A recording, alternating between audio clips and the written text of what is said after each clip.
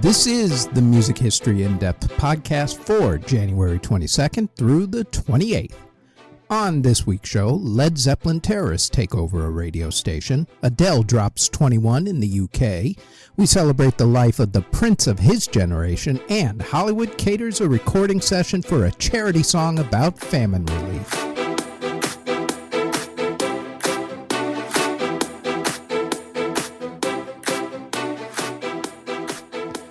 There are some publicity stunts that go horribly wrong.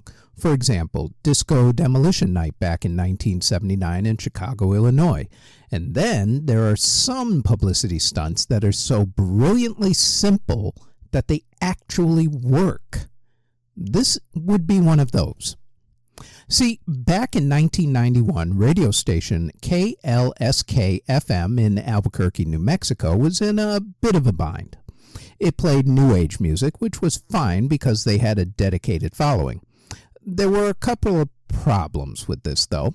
The first was that while its following was dedicated, it was kind of small. Therefore, the station wasn't making any money. The second was that the station was years ahead of the trend, as New Age music didn't become all the rage until the mid-1990s. The owner of the station, John Sebastian, decided that he needed to change formats quickly in order to make money, so he decided to start playing classic rock. Makes sense. Now, he needed to draw attention to the station, so he decided to announce the change in format by playing a single song for 24 hours straight. On January 23rd, 1991, the station started playing that song, which was Led Zeppelin's classic Stairway to Heaven.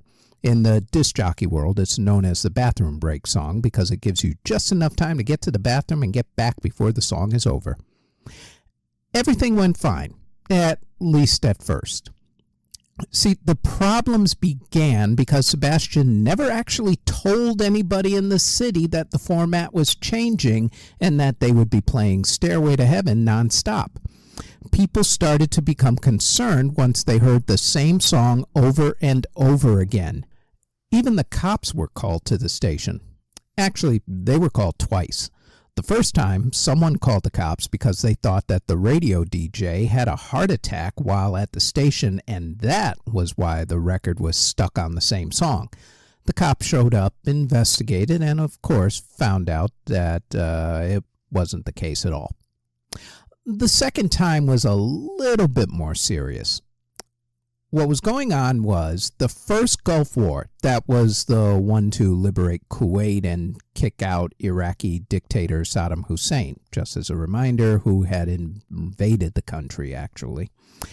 So the first Gulf War had started just over a week before this little bitty publicity stunt.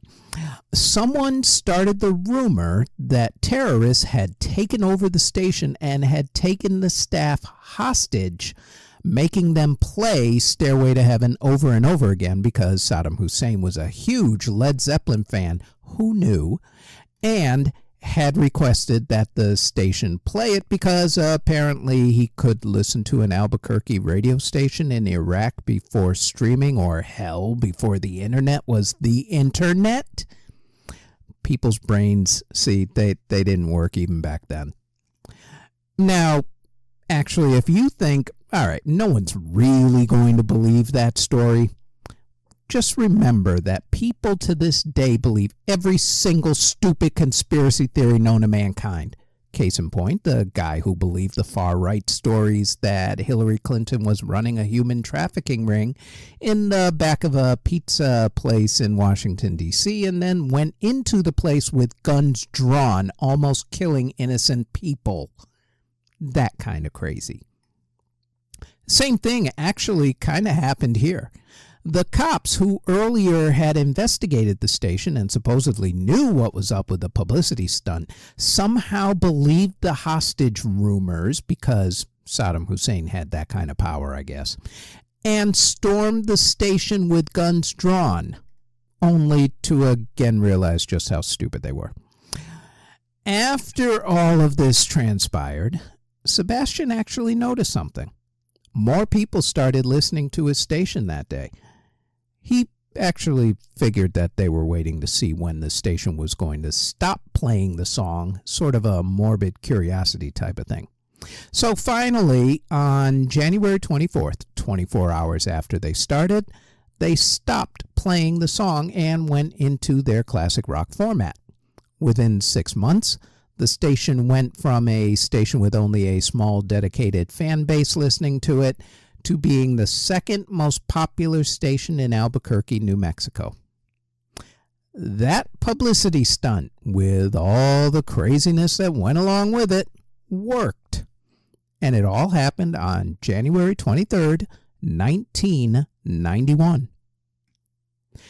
In 2008, Adele released her first album, 19. The album did okay at first, and then she was booked to be the musical guest during the now famous or infamous, depending on how you're looking at it, the Sarah Palin episode of Saturday Night Live. After that, 19 took off, as did Adele's career. She ended up selling millions of records and won 2 Grammy Awards, including Best New Artist that year. During the tour in America to support that particular album, a couple things happened that would transform her into a superstar, even though she didn't know it at the time. The first was that her tour bus driver played a lot of contemporary country and blues music while driving. Adele was fascinated by the music since she hadn't grown up with it in England.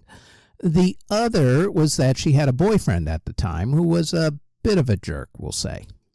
She loved him so much that she stupidly canceled the rest of her tour so she could be with him. She blames it on her drinking back then. Blame it on the alcohol. Adele had started writing upbeat songs for her next album in April of 2009. In May 2009, she met producer Paul Epworth at East Coast Studios in London, England, to get to work on recording these upbeat songs. But somewhere during the recording of her sophomore album, 21, Adele's relationship ended very, very badly. So, of course, what's a singer to do but to write an entire album about it, Taylor Swift style? Out went the upbeat, and in came the anger, and lots of it. For musical inspiration, Adele couldn't get all of that country and blues music she heard on that tour bus from the year before out of her head. She also couldn't get her nasty ex out of her mind either. So her and Paul wrote a song about the relationship in a single afternoon. As she tells it, it was her reaction to being told that she was worthless and weak. The song, Rolling in the Deep, combined country, blues, and roots country into one mix with some really powerful lyrics. Some of the production techniques were pretty unorthodox at that point. For instance, for the foot stomping beat in the middle of the song, Adele stomped her foot on an old wood floor in the studio, and they just recorded it.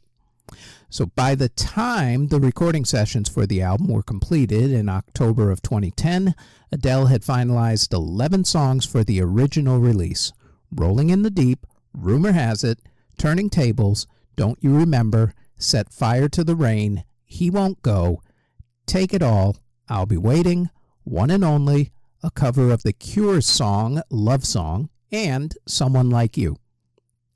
Other reissues have included songs I Found a Boy, a cover of the Steel Drivers song If It Hadn't Been for Love, and a cover of Brandi Carlile's song Hiding My Heart. In addition to Paul Epworth, Adele also worked with producers Jim Abbas, the legendary Mr. Rick Rubin, Fraser T. Smith, One Republic frontman Ryan Tedder, who's actually a really good producer, and Dan Wilson. In addition to East Coast Studios, 21 was recorded in Air, Angel, Metropolis, My Audiotonic, Sphere, and Wendy House Studios, all in London, England, along with Harmony and Serenity Sound in Hollywood, California, Shangri-La in Malibu, California, and California Patriot Studio, which isn't even in California. That's actually in Denver, Colorado. The album 21 was released on January 24th, 2011 on independent record label XL in the UK, then on February 22nd in North America. Rolling in the Deep became the first single from the album and was released on November 29th, 2010. The song and the album became worldwide smashes. Adele again received multiple Grammy Awards and broke all sorts of sales records. The album won the Grammy Award for Album of the Year to go with 6 other Grammys, including Record and Song of the Year for Rolling in the Deep. Rolling in the Deep itself is one of the biggest-selling songs of the 2010s, which should make a certain tour bus driver very, very happy and a certain ex-boyfriend very, very unhappy. Adele's album 21, first released on January 24th, 2011 in the United Kingdom.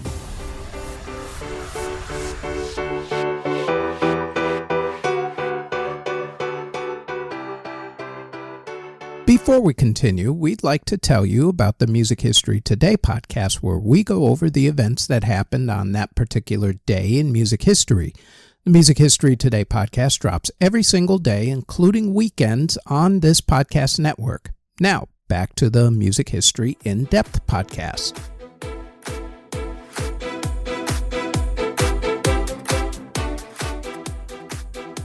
This man was baptized Johannes Chrysostomus Wolfgangus Theophilus Mozart. Say that 5 times fast. He actually called himself Wolfgang Amadeus Mozart. History, though, calls him Wolfgang Amadeus Mozart. In the town of Salzburg, Austria, Mozart is practically a cottage industry, much like in Liverpool, England, where the Beatles' old stomping grounds are now tourist traps. There are several places, like Mozart's residence apartment, that you can actually visit, along with the usual tourist souvenir shops that have a whole ton of Mozart stuff. However, one place you should definitely visit if you're in Salzburg ever is Mozart's birthplace home, which is now a museum. Mozart was born in this house on January 27th, 1756. The house was originally built in the 12th century on what used to be part of a garden owned by the Benedictine monks of St. Peter's, Salzburg. The Hagenauer family took ownership of the house in 1703 and rented Mozart's parents a third-floor apartment in it in 1747. Mozart's father was a teacher and a violinist who published a successful textbook. At age 3, this kid watched his father giving keyboard lessons to one of his sisters. By age 5, Mozart was already writing music. By the time he was 6, he was traveling around Europe with his family, performing with his sister Nannerl. During this time, he studied the works of other famous composers, among them Johann Christian Bach. By age 8, he had already written his first symphony. When he was 17, Mozart was appointed a court musician by the ruler of Salzburg. He actually hated working there, mainly because the ruler paid cheaply. In fact, throughout his career, despite all the music he wrote, he never really made a ton of money until he got, pretty much close to the end. By the time he hit 20, like most guys that age, he quit his job in Salzburg to go, find himself, as it were. Mozart went to Paris, France, where he was offered a job that paid him 3 times what he had made in Salzburg, but he turned it down. He then went to Strasbourg, then Munich, then Mannheim, before going back to Salzburg, this time with different employment under Archbishop Colloredo. All the while, he kept writing music after music after music. Now, during this time, the Archbishop went to Vienna and brought his new employee along. Wolfgang, now age 28, had much bigger ideas. First off, he fell in love with the city of Vienna and wanted to instead be employed by the emperor at the time. things kind of went south between the Archbishop and Mozart, and the breakup was actually pretty nasty, to be really nice about it. In fact, our hero literally got his ass kicked out the door of the Archbishop's place. No, seriously, like he literally got his ass kicked by the Archbishop's steward. Foot, meat, ass, kick. What made that little indignity even worse was that even Mozart's father sided with the Archbishop and not with his own son. God love family sometimes. Oh, that's so awesome. Yeah.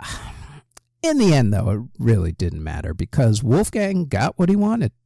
He got to stay in Vienna where he had fallen in love and gotten married, and he found employment with the emperor just like he wanted to. He met and became friends with pretty famous people, including classical composer Joseph Haydn. He also finally started making a little serious money, little cash dinero. He wrote a lot of his most famous works of music during this time, and also he started teaching students of his own, including some guy who would turn out to be, well, no slouch of his own right, at least in the composing department. A little guy by the name of Ludwig van Beethoven. On December 5th, 1791, Wolfgang Amadeus Mozart passed away at the age of 35 from something along the lines of a fever or infection of some sort. Now, here's where we go back to the conspiracy theory angle. Because people like to claim that he died under mysterious circumstances. In fact, that was the premise of that 1984 movie about his life called Amadeus, starring Tom Hulce as Mozart and F. Murray Abraham as composer Antonio Salieri, where the producers and the writer of the movie portrayed Salieri as Mozart's killer and also portrayed Wolfgang as a spoiled, annoying brat.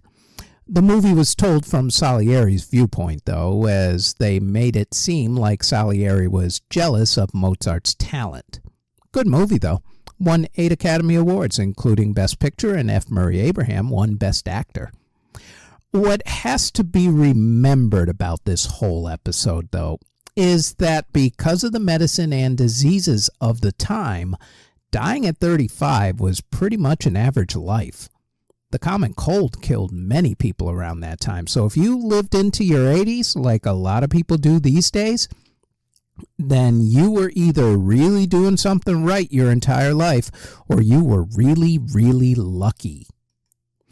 As it is, like a lot of people, Mozart's reputation and legend became much bigger in death than in life. These days, the dude's considered a musical genius. His pieces, including the Magic Flute, are considered some of the greatest pieces ever written in the history of Western music. Oh, by the way, the classical piece O Fortuna that gets used in a lot of movies and TV fight scenes like the movie Excalibur that people often credit to Mozart, was actually written by Karl Orff for his piece Carmina Burana, not by Mozart. Go give Orff his due. It's a damn good piece. Anyway, Eddie Van Halen named his kid Wolfgang after Mozart. In the 1980s, Falco's song Rock Me Amadeus became a worldwide smash. And the places where Mozart lived are now tourist attractions / tourist traps, like Wolfgang's birthplace, home / museum, which is located in Salzburg, Austria.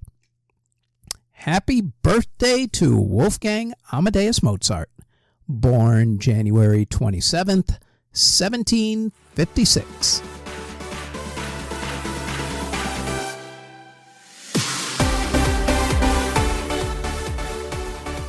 Before we get to our next story, there are some honorable mentions that we should talk about.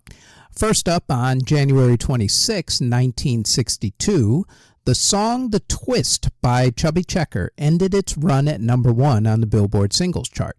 To date, it is the only song by the same artist to hit number 1, fall completely off the chart, then come back and hit number 1 again with the same song and not a different version of that song.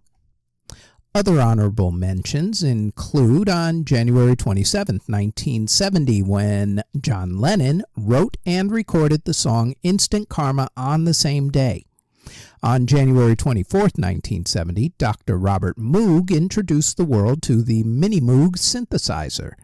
On January 22, 1987, Pennsylvania lawmaker R. Bud Dwyer committed suicide during a press conference the day before he was being sentenced on bribery charges. His public suicide inspired Filter's 1995 song, Hey Man, Nice Shot. On January 26, 2020, 18-year-old Billie Eilish became the youngest person, the first female, and the second person overall to sweep all 4 of the major Grammy Award categories, along with becoming the youngest person to win Album of the Year. On January 26, 1934, the famed Apollo Theater in Harlem, New York, held its first show as a music venue, and on January 23, 1976, the iconic singer, actor, athlete, and civil rights activist Paul Robeson passed away at the age of 79. On January 28, 1985, some of the biggest recording artists in America went into a recording studio to record one of the biggest selling singles of all time, and it was all done for charity. As much as people talk about the big music trends in the 1980s being things like new wave music, hair bands, movie soundtracks, MTV, and rap music, there is one trend that everybody seems to have forgotten about: the charity benefit song. In 1984, the British charity group Band Aid did the song Do They Know It's Christmas in order to help raise funds for famine relief in Ethiopia. Actor, singer, and social activist Harry Belafonte realized that after the United Kingdom did a charity song to help out Africa, America needed to step up. He helped to create a group called USA for Africa, the USA not standing for United States of America, by the way, like everybody else thinks. The USA actually stands for United Support of Artists for Africa. Belafonte sought help from professional fundraiser Ken Cragen. They got the ball rolling by contacting Michael Jackson, Lionel Richie, and Stevie Wonder to write a song. But Stevie didn't actually have the time to help write it, unfortunately, because he was working on the soundtrack for the movie The Woman in Red at the time, which was a good idea on his part because it won him an Academy Award for the song I Just Called to Say I Love You. Quincy Jones, by the way, came on board to produce this whole thing after talking with Harry first. The original recording session was on January 22, 1985 at Kenny Rogers' Lion Share Recording Studio on Beverly Boulevard in Los Angeles, California, where they laid down the music for the song and changed some of the lyrics. The band was John Barnes, Michael Omartian, and Greg Fillinganes on keyboards. Then they had Michael Boddicker, Ian Underwood, and Toto bandmates David Paich and Steve Porcaro on synthesizers, bassist Louis Johnson from the funk band The Brothers Johnson, Paulinho da Costa on percussion, and John J.R. Robinson on drums. Paich, Porcaro, and Fillinganes were fresh off of working with Michael Jackson on his Thriller album, by the way. Once the music tracks were accomplished, copies of the cassette were delivered on January 24th to the artists who had agreed to participate so that they could first learn their lines. Yes, kids, they had to send copies of the song out on cassette by messenger because there was no such thing as email and cloud storage or hell, the internet, for mass use then. How music ever got made in such Byzantine times is beyond me. The world may never know. Anywho, on January 28, 1985, the now famous recording session for the song took place. Security had to be tight, and the location A&M recording studios in Hollywood had to be kept secret, as did the location for the musician recording session 6 days earlier. That night, the American Music Awards were being held, so everybody would be in town. A lot of artists wanted to be a part of the recording session, but some of them had to be turned away. Some artists, most famously Prince, declined to record, although in Prince's case, he donated a song called For the Tears in Your Eyes for the We Are the World album that came out later in the year. Eddie Murphy was supposed to be there as well, but he decided that working that night on his song Party All the Time was much more important, so he said no. And then, according to an interview he later gave, he found out what a big deal this whole thing was and felt like a complete idiot for not showing up. Good for him. The artists were greeted by a sign to the recording studio that said, "Leave your egos at the door," quote unquote. Most actually did. There were some problems, though, like when country music star Waylon Jennings objected to a few lines being sung in Swahili that Stevie Wonder had added to the lyrics last minute, and, well, Waylon walked out of the studio. Some other artists actually didn't like the idea either, so the lines were dropped and Jennings came back. The recording session started at 10:30 that night, since the award show had ended somewhere around 8 o'clock-ish that night. And the recording session ended at 8 o'clock the next morning. The group was addressed by Sir Bob Geldof, who had spearheaded Band-Aid's Do They Know It's Christmas and would later put the Live Aid charity concerts together. Then everybody got down to business. The group reads like a who's who of American music in the 1980s. Not only did you have Michael Jackson and Lionel Richie, but you also had Bruce Springsteen, Bob Dylan, Stevie Wonder, Paul Simon, Tina Turner, Willie Nelson, James Ingram, Dionne Warwick, Kim Carnes, the entire band from Huey Lewis and the News, Daryl Hall and John Oates, back when they were talking to each other, Steve Perry, Cyndi Lauper, Billy Joel, Kenny Loggins, Kenny Rogers, Ray Charles, Diana Ross, most of the Jackson family, Waylon Jennings, Bette Midler, the Pointer Sisters, Smokey Robinson, Sheila E., Lindsey Buckingham, Jeffrey Osborne, Harry Belafonte, of course, and Dan Aykroyd. I'm honestly not sure why Aykroyd was even there, but whatever, he was there. The single was released on March 8, 1985, to mixed reviews from critics. The point of the song actually was the message and what the song would do, as opposed to whether the song was any good. For the record, I didn't like the song either, especially when it came out. I thought at that point, and I actually kind of still think, that it's a pretty cheesy song with some pretty cheesy lyrics. But it was for a good cause, so I bought one. I still actually have my 45 copy as well. We Are the World did not debut at number one, like a lot of songs would these days, because the way the chart was situated at that point. It was actually debuting at number 21 when it first came out, and then went to number 5 the next week, becoming the first single to hit the top 5 in the second week after the Beatles did it with Let It Be in 1970. Then We Are the World got to number 2 the week after that, and then finally it hit number 1 a week after that. It actually would have hit number 1 more than likely in its second or third week if it wasn't for a song called One More Night by Phil Collins, which had a stranglehold on the top spot at that point in time. We Are the World eventually became a smash single, selling over 800,000 copies in its first 3 days and becoming the fastest-selling song in music history. Also, despite the fact that both the critics and myself thought that the song was a little too cheesy kumbaya-ish, We Are the World won 4 Grammy Awards the very next year, including Record and Song of the Year. It also helped to continue the charity single and concert craze that started the year before with Band-Aid and then went on with the Live Aid concerts, the song That's What Friends Are For to help fund AIDS research, and the list goes on and on.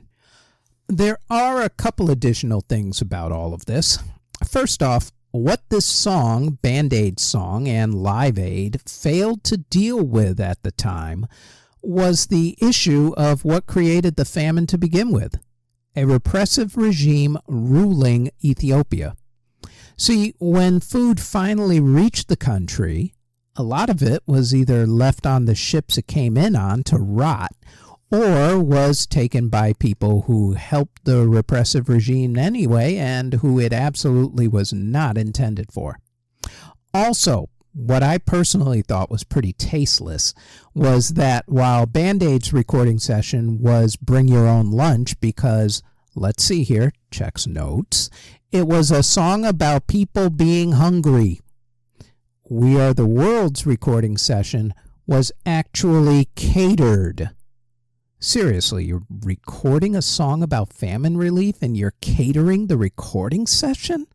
I mean, how tone deaf could you possibly be? Go to In-N-Out Burger, go through the drive-thru, grab some food, and get your butt back to the studio. Hollywood. Oh well, at least their hearts were in the right place.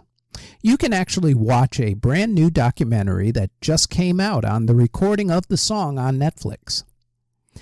The major recording sessions for USA for Africa's We Are the World charity single, recorded on January 22nd and January 28th, 1985.